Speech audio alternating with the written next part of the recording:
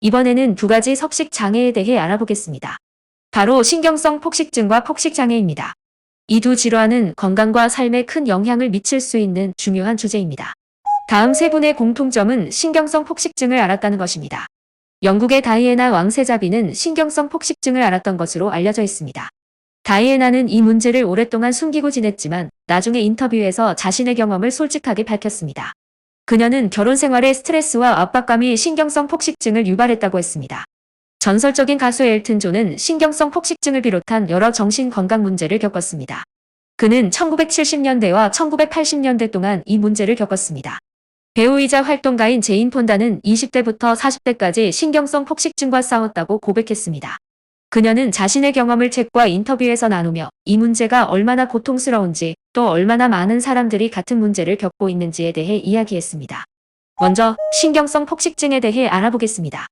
신경성 폭식증은 짧은 시간 안에 많은 양의 음식을 먹고 그 후에 체중이 늘어나는 것을 막기 위해 몸에 무리를 주는 행동을 하는 것입니다. 예를 들면 폭식 후에 억지로 구토를 하거나 지나치게 운동을 하는 행동이 이에 해당됩니다. 이런 행동은 일시적으로는 마음에 안정을 줄 수 있지만 몸과 마음에 큰 부담을 줍니다. 신경성 폭식증을 가진 사람들은 음식을 조절할 수 없다고 느끼고 폭식 에피소드라는 것을 겪습니다. 이때는 아주 짧은 시간에 많은 음식을 먹게 됩니다. 그런데 문제는 그 후입니다. 먹고 나서 자신을 자책하게 되고 결국 체중 증가를 막기 위해 구토를 하거나 과도한 운동을 하게 되는 보상 행동을 하는 악순환에 빠지게 됩니다. 이제 폭식 장애에 대해 알아보겠습니다. 폭식 장애도 폭식을 하지만 신경성 폭식증과 달리 폭식 후에 구토를 하거나 운동을 하는 등의 보상 행동을 하지 않습니다. 대신 음식을 많이 먹은 후에 죄책감이나 우울감을 느끼며 이런 감정들이 다시 폭식을 유발하게 되는 악순환을 만듭니다. 이 두 가지 섭식 장애는 생각보다 많은 사람들에게 영향을 미칩니다. 신경성 폭식증은 주로 여성들에게 많이 나타나며 1에서 2%의 사람들이 이 문제를 겪고 있습니다. 반면 폭식 장애는 남녀 모두에게 나타나며 전체 인구의 약 2에서 3.5%가 영향을 받습니다. 이처럼 꽤 많은 사람들이 이 두 가지 섭식 장애로 고통받고 있습니다. 두 섭식 장애 모두 청소년기와 성인기에 나타날 수 있지만 각 질환의 전형적인 발병 시기는 다소 다릅니다. 신경성 폭식증은 주로 15세에서 25세 사이에 발병하는 경우가 많습니다. 특히 18세에서 19세 사이의 청소년과 젊은 성인 여성들에게 흔히 나타납니다. 이 시기는 신체 이미지에 대한 관심이 크고 외모와 체중에 대한 사회적 압력이 강해지는 시기입니다. 폭식장애는 신경성 폭식증과 비슷하게 청소년기 후반부터 시작될 수 있으며 18세에서 25세 사이에 흔히 나타납니다. 그러나 폭식장애는 보다 넓은 연령층에서 발생할 수 있습니다. 폭식장애는 성인기에도 발생할 수 있으며 30대와 40대에도 나타날 수 있습니다. 성인기에는 직장 스트레스, 가족 책임 등 다양한 요인이 폭식장애를 유발할 수 있습니다. 즉, 두 질환 모두 청소년기와 성인기에 발생할 수 있지만 신경성 폭식증은 특히 젊은 연령대에서 더 많이 발견되는 경향이 있습니다. 폭식장애는 다양한 연령층에서 발생할 수 있으며 성인기에도 계속 영향을 미칠 수 있습니다. 이러한 섭식장애는 단순히 체중 문제로 끝나지 않습니다. 신체적인 문제뿐 아니라 정신적인 문제도 심각하게 나타날 수 있습니다. 구토를 자주 하면 치아가 상하거나 위장에 문제가 생길 수 있습니다.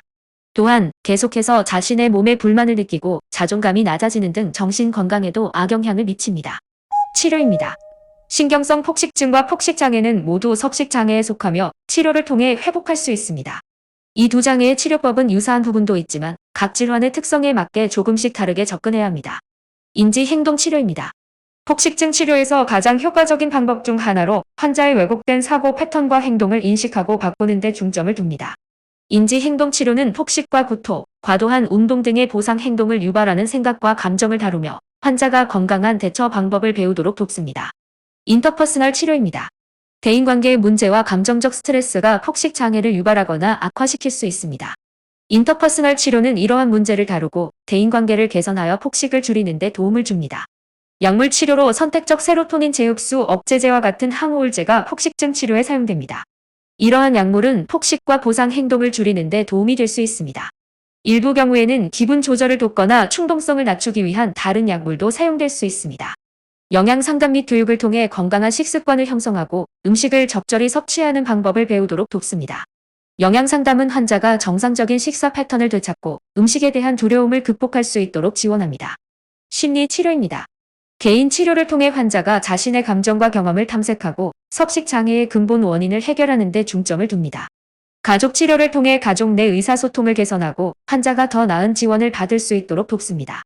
가족의 이해와 지원은 회복 과정에서 매우 중요합니다. 심각한 신경성 폭식증 환자의 경우 입원 치료가 필요할 수 있습니다. 이는 환자가 집중적인 치료를 받을 수 있도록 돕고 신체적 건강을 회복하는 데 중점을 둡니다. 중요한 것은 이런 문제들이 누구에게나 일어날 수 있다는 것입니다. 그리고 만약 자신이나 주변에 이런 문제로 고통받는 사람이 있다면 혼자서 해결하려 하지 말고 전문가의 도움을 받는 것이 중요합니다. 석식장애는 혼자서 해결하기 어려운 문제이지만 적절한 치료와 지원을 받으면 충분히 극복할 수 있습니다. 감사합니다. 임신영이었습니다.